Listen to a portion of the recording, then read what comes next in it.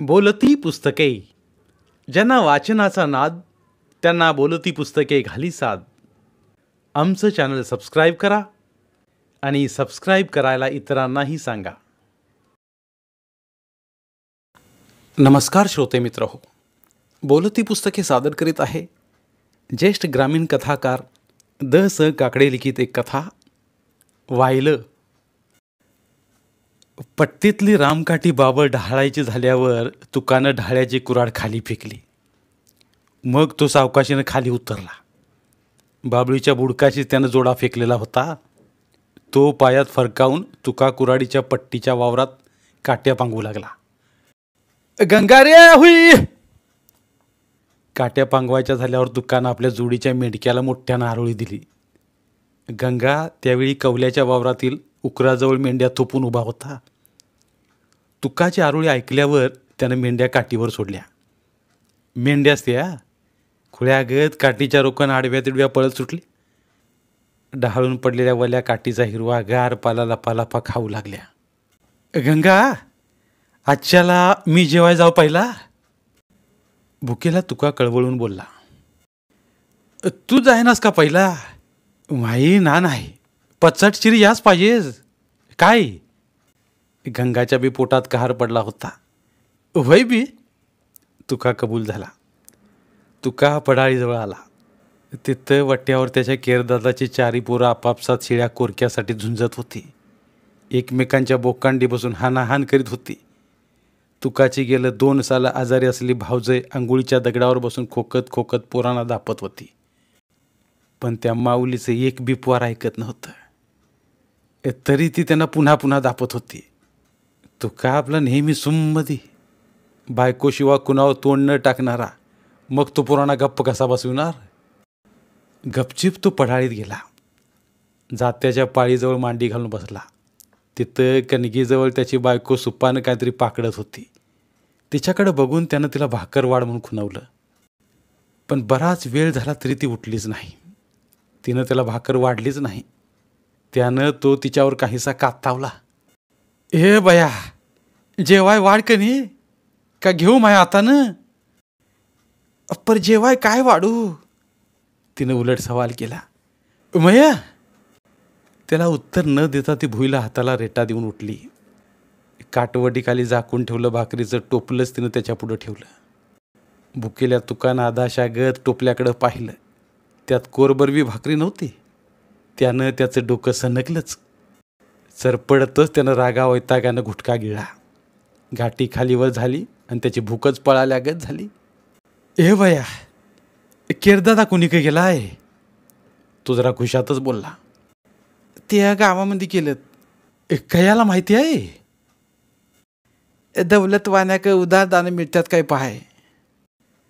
आणि आज तू पडाळीमध्ये खड्ड्याच्या कामावर गेली नाहीस? नाही गेली, ती अपराधी स्वरात बोलली. का? त्याचा स्वर चढला. जीवाला चैन नाही वाटत कालपण. काय होतंय? तो नरमाईनं बोलला. उभं राहिलं की भोंड आल्यागतच होतंय, ती किलवानी बोलली. तुकानं मग तिची आणखी चौकशी केली नाही. पडाळीचा उंबरा ओलांडून तो बाहेर पडू लागला तशी त्याची बायको पुढं सरकली. बाहेर अंघोळीच्या दगडावर बसल्या जावला ऐकून न जाईल इतक्या हळू आवाजात ती बोलली. जरा परास्ता का मा येडीच? काय? तू जागीच झबकला. ह्या राड्यात मरस्तवर काम करून बी पोटाला मिळणार झालंय. त्या पक्षा असं गुहीत बोलू नकोस. काय त्या पक्षी? ह्यांच्यातून फुटून राहावं आपण. मग ह्या परी सुखात दिस काढू. निदान असं उपाशी तरी राहणार नाही. लय जीप चराचरा चालू नकस, नाहीतर. त्याच्या डोळ्यात अंगार पेटला. त्याच्या धमकीनं ती भुई सपाट झाली. किलवानी तोंड करून बसली. बाकी ती काय करणार? तुका आज लई र जेवायची तुझी सरशी. कुऱ्हाडीनं वल्ल्या काठीची एक मस्तपैकी येसकी साळत गंगा बोलला. पण तुका खपाट्या पोटात भर न पडल्यामुळे चरपडलेला. तो बोलला नाही. गंगा फिराडून बोलला. का रे लय गपगुमान? कुठं आहे? अरे गेल्या बायकोनं भाकरी वाढली आणि तसाच इकडं फिराडू आलो बघ. तुका खोटं बोलला, पण तुका पडाळीकडे जेवायला गेलाय आणि लगेच फिराडू झालाय असं कधी झालं नाही. गंगाला हे चांगल्या परीनं ठावं. मग त्याला तुकाचं बोलणं खरं कसं वाटणार. तुकाला खालवर निहाळत तो बोलला, का आलास उपाशी? नाही रे, तो चपापून बोलला. गंगा खरं काय ते उमगला आणि मग त्याला कसली तरी आठवण झाली. बोलला, तुका रात्री तू हा लंगड्या केरदादा कुबड्या टिकीत टिकीत आमच्या वैशाख खेड्यात आला होता.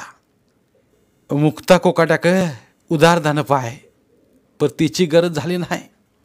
तेव्हा वाटतं तुमच्या इथं आज चुलच पेटली नाही आणि तू तसाच आलास. खराई. गंगानं तुकाला सपूर जाळ्यात पकडलं. त्यानं तो कांडावला. घरच्या दुबळवाडला तो झाकायला गेला आणि ती आणखी उघडू पाडून बसला. त्यानं त्याच्या डोळ्यात टिपं उभी राहिली. गंगानं ते पाहिलं. त्याचं त्यालाच वाईट वाटलं. तुकाला मायाळपणानं थोपटीत तो कणवेनं बोलला, तुका असं वाईट वाटून घेऊ नकोस बा. मेंढ्या का येत्यानी म्या तुला किती वेळा उपाशी तानी पाहिलं, पर कधी समजानं दुखावलं नाही. तुकाचा स्वर काहीसा कापला. त्याला आणखी भडबडून आलं. कधी नाही ते रडू फुटलं. दुःखी माणसाला कुणी सहानुभूतीनं थपडलं की त्याच्या मनाचा बांध फुटतो, त्याचं दुःख उपाळून येतं. तुका तू आपला भोळा बाबडा माणूस. तू या सरळ मनाला स्वतःच्या पोटापेक्षा दुसऱ्याच्या पोटाची लय काळजी. तुला यावर समजत नाही. आज तुझं कसं करावं हे समजत नाही. याक सांगू, पर ऐकशील? सांगतं खरं. हुंदका दाबत तो बोलला, हे पहा, तू मया संग हिक मेंढ्या वळतूस. तू ही कष्टाळू बायको तिक तोत्तर बेटाच्या ओग खड्याच्या कामावर दिसभर उन्हातानात मर मरतीये. या कष्टापायी तिचं 7व्या महिन्यात हाल झालं. तिचं पुवार मेलं तरी ती डोळं पुशी 4थ्या दिवशी कामावर गेली. तरी तुला सूद नाही. तुकाच्या डोळ्यासमोर त्या पोराचा लाल लाल झरत कोवळा देह उभा राहिला आणि तो नकशिकांत शहारला. तू हा लंगडा दादा काम होत नाही म्हणून खाकत कोबड्या घालून हिथं तिथं हिंडतो. त्याची ती 4 पोरं अजून लहान, त्यांना बी काम करता येत नाही. तू ही भावजय टीबीनं आज 2 साला आजारी. एवढं दवापाणी केलं तर ती अजून बी आजारीच. काम करायचा आता तिचा आकार झाला. घरात फक्त तुम्ही दाद्या बायको कमावणारे, बाकी समधी खायला कहार भुईला भार. गंगा तुकाच्या डोळ्यासमोर सारं उभं करीत होता. मग पाय, मी स्पष्टच बोलतोय. तुम्ही द्वागं जे कमावता ते समज तू ह्या दादाच्याच परपंचाला पुरं पडत नाही. त्यात तुमच्या पोटाचे आबाळ तुम्हाला बी उपास. मी म्हणतो असं जर कायम राहणार असेल तर तू कशाला ह्यांच्यासाठी तो आणि बायकोनं कष्ट करून मरायचं, रगात आटवायचं? तुम्हा दोघांना त्यांचा काय उपयोग? तुला खरोखर बायको संग सुखानं राहायचं आहे काय?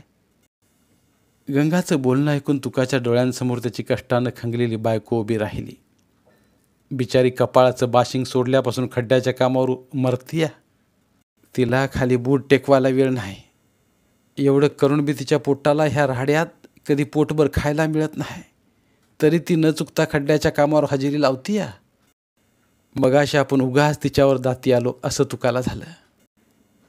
गंगा मगाच बायको बी तसंच बोलली. तुका भावनेच्या ओघात बोलून गेला.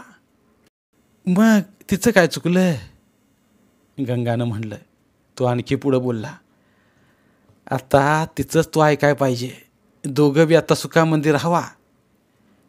गंगा कधी कधी महस वाटतं बायको संग सुखानं राहावं, नुसत्या सुखाच्या गोष्टी कराव्यात.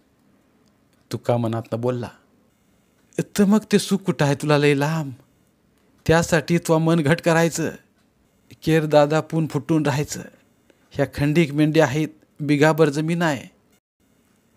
2 खण पडाळे. ह्या समद्यातून तो पार निम्मा निम व्हायला घ्यायचं. मग दोघांनी रेटून काम करायचं. एका सालात तुझी दुबळवाडी निघून जाईल.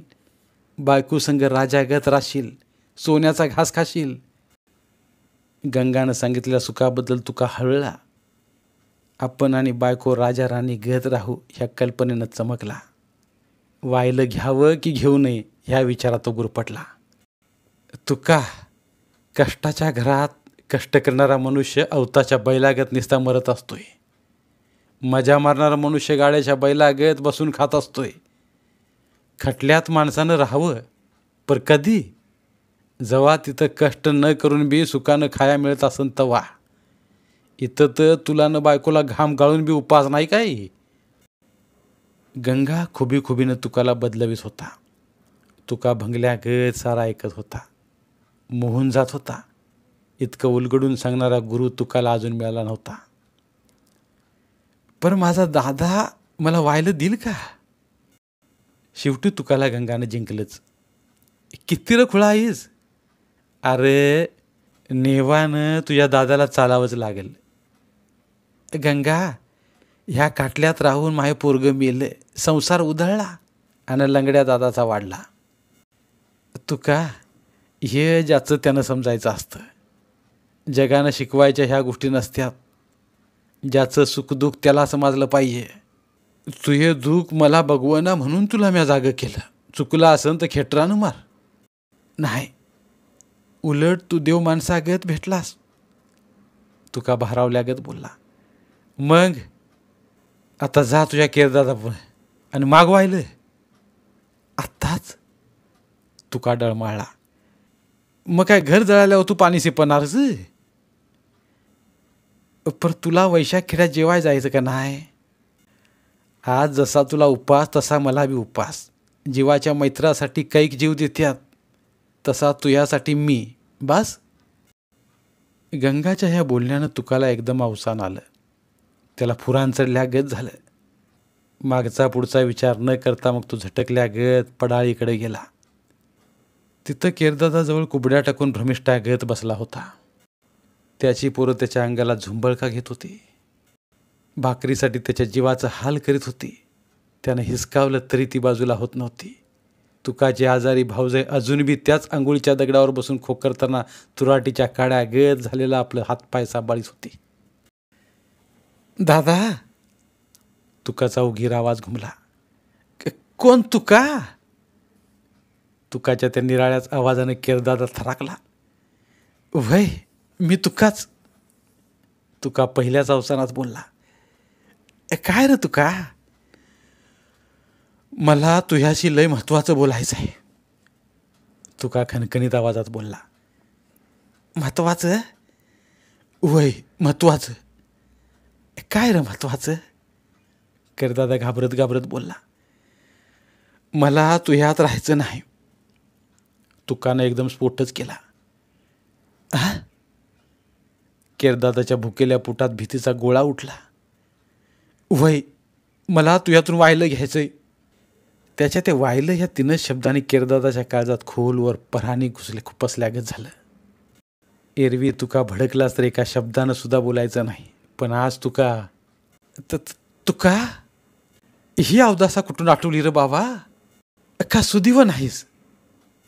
वय, इथून मागं सुदिव नव्हतो, आत्ता सुदिव आलोय. तुका, ह्या लंगडपणा क पहा. तुझ्या आजारी भावजय क पहा. लानग्या पोरा क पहा. आपलं घर तुम्हा दोघांच्या कष्टावर चालणार. तीच तुम्ही द्वागं व्हायला निघाल्यावर आमचं कसरं होणार? आम्हाला खावं कोण घालणार? तुम्हा समद्यांना खावं घालून मी दमलो. आत्ता मपल्याच्यानं नाही खावं घालत. मला फक्त व्हायला पाहिजे दादा. तुकानं असं निकरानं म्हणल्यावर केरदादा जीव एकवटून उठला. तुका जवळ गेला. त्यानं असं करू नये म्हणून त्याच्या पायाला मिठी मारू लागला. पण तुकाचं डोकं गंगाच्या शिकवणीनं चढलेलं. त्या भरात त्यानं केरदादाला लाथाडलं. आजवर पोटात साठलं तो भडाभडा बोलत राहिला. केरदादा पार कोलमडलाच. आपला दीर महादेवाची पिंडी फोडायला निघाला पाहून तुकाची आजारी भावजय आंघोळीच्या दगडावरून कशी बशी उठली. आपल्याला होणाऱ्या वेदनांना न जुमानता ती तुका पुढं आली. त्याच्यापुढं फाटका पदर पसरी ती भरल्या डोळ्यानं बोलली. दाजीबा, तुम्हा मी माझ्या फाटका पदर पसरते, पर ह्यो फाटका पदर आणखी फाडू नका. माही चिल्ली पिल्ली अजून पंखानं आतू आहेत. ती उडाया लागूच तू वरकळ काढा. नाही म्हणू नका. ह्यांच्या पाया का पहा. मया कपा वहिनी, आत्ता मपल्यानं नाही तुम्हा सर्व्यांक पगवत. म्या मस पगातलं आता पार इटलो. तुकाच्या त्या बोलण्यानं त्याच्या भावजाईला तयारी लागल्यागत झालं. मगाशी शेजारच्या मनाबायानं दिल्या शिब्बर गुळग्यावरती वाटीभर पाणी पिली होती, ते ती सारं भडाभडा उकली, खाली कोसळली. तिनं डोळं पांढरं केलं. दुबळ्या केरदादानं तिला सावरलं. तुका मात्र जागचा हल्ला नाही. त्याची माया आटली होती. त्याला त्यांची पर्वा वाटत नव्हती. त्याला फक्त वाहिलं पाहिजे होतं. त्यासाठी तो सारखी बडबड करीत होता. केरदादाला तुका एवढा कधी हा टास पेटलेला दिसला नव्हता. तो एवढा कठोर झाला दिसत नव्हता. त्याच्यातला हा बदल एकदम नवाच होता. पूर्वीच्या मायाळूपणाची कात त्यानं टाकलेली दिसत होती. एकंदर या प्रकाराहून पोरं मात्र घामाघूम झाली. आई खाली पडलेली पाहून त्याची रडारड आणखी वाढली. तुकाची बायको पडाळीच्या कोपऱ्यात बसून उद्या वायलं निघाल्यावर कसं राहायचं ह्याचा विचार करत होती. अखेर केरदादानं आपला भार देवावर टाकायचा ठरवला. तुकाला जड आवाजात तो बोलला, तुका, याक सांगून ठेवतो, आम्ही अन्ना वाचून तडपडत मरू, पर तुझ्या दारात भीक मागाय यायचं नाही. तू कुठं बी मर, पर मला वाहिलं पाहिजे.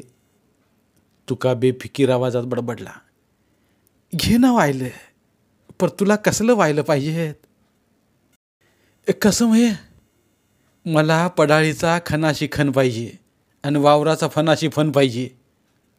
मग झालं तर उद्या सकाळच्याला भाऊबंद बोलू, त्यांच्या हातून वाहिलं घेऊ. चालेल का नाही? चालेल की. तुकाची कळी खुलली. केरदादा, पोरं, वहिनी यांच्या डोळ्यातलं पाणी न पाहता तुका धावत पळत पट्टीत गेला. गंगाला कडकडून मिठी मारीत बोलला, अखेर उद्या वाहिलं निघणार मी. शाबास, आत्ता बघ, आज आपण दोघं बी उपाशी. हा उपास सांच्याला मया घरला सोडायचा काय? तयार आहे? तुका गुदगुल्या झाल्यागत बोलला. पुनवनंतरचा तिसरा दिवस. अजून चांद उगवला नव्हता. त्यानं चहूकडं काळा डोह अंधार होता. त्यावेळी गंगानं आपल्या बायकोला पोळ्यांचा स्वयंपाक करायला लावला. कारण आपण आणि आपली बायको कसं सोन्याचं घास खात आहोत हे त्याला तुकाला दाखवायचं होतं. जेवण वेळ झाली. गंगा तुका जेवायला बसले. समोर पोळ्यांचा थाट पाहून भुकेल्या तुकाच्या तोंडाला चळचळून पाणी सुटलं. तशात एकवटपणात त्याला असं कधीतरी खायला मिळालेलं. रोज आपली मीठ भाकर, ती बी अपुरीच. पण आज तुकाचं तर डोळंच दिपलं. तुकानं ठरवलं पोळ्यावर चांगला हात मारायचा. पण लगेच त्याला भुकेला दादा, पोरं, वहिनी यांची आठवण झाली. त्यास्ताच तो विचार करू लागला. हां, घे देवाचं नाव. गंगानं तुकाला जेवण्यासाठी म्हटलं आणि त्यानं पोळीला हात लावला. पण ती गार झालेली होती. ती पोळी खात तो तुकाला तसाच बसला पाहून बोलला, अरे खाकी पोळी, कसला विचार करतोयस? तुकानं पोळी गुळवण्यात मुरताळली. आता तो तिचा घास घेणार. तो 2-3 उघडी नागरी पोरं दारासमोर उभी राहिली. त्यातलं थोरलं पोर आपल्या खपाट्या पोटावर हात आपटीत तोंडानं वेंगाडून बोललं, गंगानाना, आम्हाला शिळी पाकी भाकरी दे की. भाकर, लई भुका लागल्यात. याच्या आईला यांच्या सका रोज जेवायच्या वक्ताला शंकर मांगाच्या ह्या कार्ट्यांची भनभन, कवर सण करायचं हे? असं म्हणत गंगा ताटावरून उठला. कवाडाबाहेर जाऊन त्यानं खरकट्या हातानं त्या थोरल्या पोराच्या फाडकन थोबाडात भडकावली. त्या पोराच्या डोळ्यात टचकन पाणी आलं. रडत रडत ते आपल्या भावंडासोबत दुसऱ्या घरासमोर गेलं. पोटासाठी तो करून देखावा पाहून सरळ मनाच्या तुकाच्या अंतराळातील पाणी ढवळलं गेलं. त्याला कसं नुसत झालं. शंकर मांगाची ती भुकेली उघडी नागडी पोरं पाहून त्याच्या डोळ्यांसमोर त्याच्या केरदादाची ती शिळ्या कोरक्यासाठी एकमेकांच्या बोकांडी बसणारी उघडी नागडी पोरं उभी राहिली. आणि गंगाच्या फितावणीनं चढलेलं त्याचं डोकं एकदम दानकन खाली आपटल्यागत झालं. त्याच्या अंगात वायलं घेण्यासाठी गंगाच्या फितावणीनं जे उडून ताणून बळ आलं होतं ते गायब झालं. मुकाशी नेलेला पोळीचा घास गळून पडला. आपण आणि केरदादा एकाच नाण्याच्या 2 बाजू. आपण आपली सुखाची बाजू पाहिली, स्वार्थ पाहिला, त्यातच आपण गळ्यापर्यंत बुडालो. उद्या वायलं निघाल्यावर काय होणार, तुका बारकाईने विचार करीत होता. आपला केरदादा शंकर मांगा घेत भुके कंगाल होणार. त्याची पोरं उघड्या नागड्या अवतारात कुणाच्या तरी दारात भाकरीसाठी तडपडणार. त्या उंबऱ्याचा मालक गंगागत त्यांचं थोबाड फोडणार आणि घरी लंगडा दादा आजारी वहिनी भुकेनं तडपडणार. आणि आपण सोन्याचा घास खाणार. तो सोन्याचा घास खाऊन आपल्याला काय मिळणार, तर त्या भुकेल्या जीवांचा तळतळाट, 1 ना 2 चांगल्या 6 जीवांचा. आज आपण एकवटपणात आहोत म्हणून आपल्यामुळे त्यांना मीठ भाकर मिळते, त्यांना मिळते, आपणाला मिळते. एका दिवशी उपास एवढंच म्हणून का आपण दुसऱ्याच्या शिकवणीनं एवढं फितायचं? वायलं घेऊन दादा वहिनी पोरं ह्यांना अन्नासाठी तडपडायला लावायचं? किती मोठं हे पाप. स्वतः जगून दुसऱ्याला जगवता आलं पाहिजे, ते खरं जगणं. तसं तर कावळं कुत्रीसुद्धा जगतात. तसंच का आपण जगायचं? नाही नाही, भरलं घर रिकामं करायचं नाही. दादा वहिनी पोरं यांची मीठ भाकर तोडायची नाही. महादेवाची पिंड फोडायची नाही. थोड्या वेळानं डोकं शांत झाल्यावर सरळ मनाच्या तुकाला वाटलं आपण गंगाच्या घरातून उठावं. इथं जीवच नाही. सरळ दादा वहिनी पोरं या भुकेल्या जीवांकडे जावं. ती जेवलीत का उपाशी आहेत याचा तपास करावा आणि खरोखर तो तिथं न जेवताच उठला बी घराबाहेर पडला. बाहेर चांद केव्हाच उगवला होता आणि काळोख नाहीसा झालेला दिसत होता. धन्यवाद. पुन्हा भेटूया एका नवीन कथेसोबत. साहित्यरत्न लोकशाहीर अण्णाभाऊ साठे यांना त्रिवार अभिवादन.